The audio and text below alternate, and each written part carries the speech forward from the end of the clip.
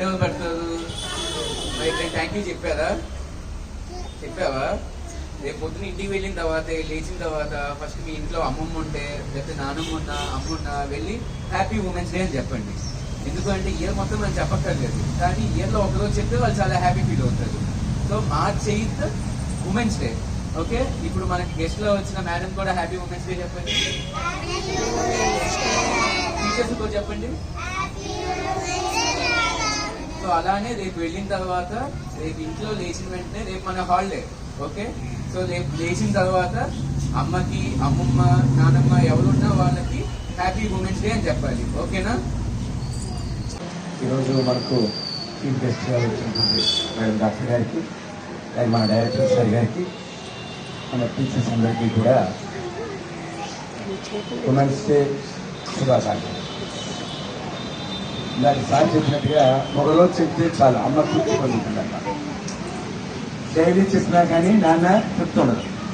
Daily చెప్పినట్టు next women's day చేయడానికి మనందరినీ రెడీ చేసేది ఎవరు? అమ్మ.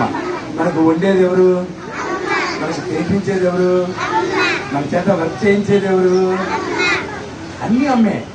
అంచేత అమ్మకి ఎప్పుడు కూడా మనం ఏం చేయాలి? నమస్కారం పెట్టాలి, రోజు పెట్టాలి అమ్మకి. చాలా బాగా చెప్పారు ఉమెన్స్ డే గురించి. సార్ చెప్పేటప్పుడు చెప్తారా మీ మమ్మీకి ఏం చెప్తారు?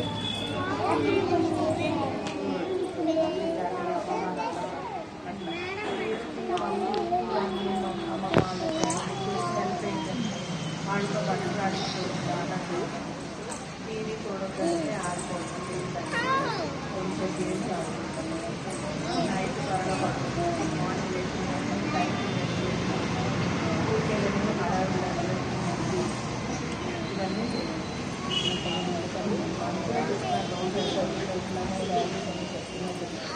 అవన్నీ కూడా ఇంట్లో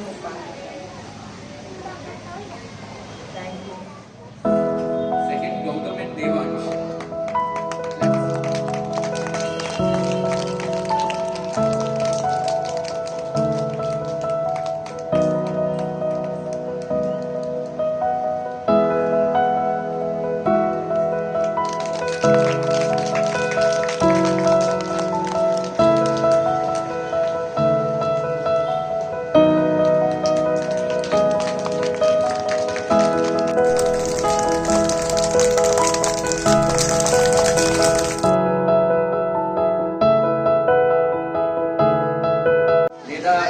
కావాలంటే అకాడమిక్స్లో, లేకపోతే ప్లే టైం కావాలన్నా, యాక్టివిటీ బేస్డ్ అన్నా, ఏ చెప్పినా నో అనుకుండా చేస్తారు. So happy women's day for all the faculty, teachers and ఆయా చెప్పేదా హ్యాపీ టీచర్స్ డే అని, హ్యాపీ ఉమెన్స్ డే అని ఆయా చెప్పండి. సో ఇవాళ ప్రోగ్రామ్ ఇంటికి చెప్పి రేపు లేచిన వెంటనే ఇంట్లో ఎవరుంటే అమ్మమ్మ ఉన్నా నాన్నమ్మ ఉన్నా లేకపోతే అమ్మ ఉన్నా అక్క పిన్ని ఎవరున్నా వెళ్ళి women's day happy women's day అని చెప్పాలి. ఓకేనా?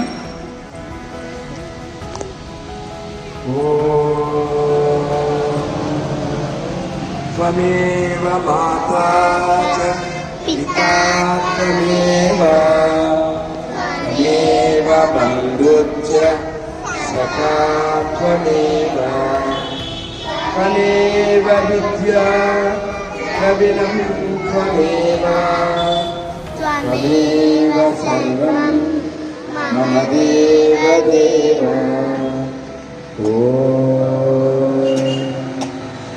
శాంతి శాంతి శాంతి. జై హింద్.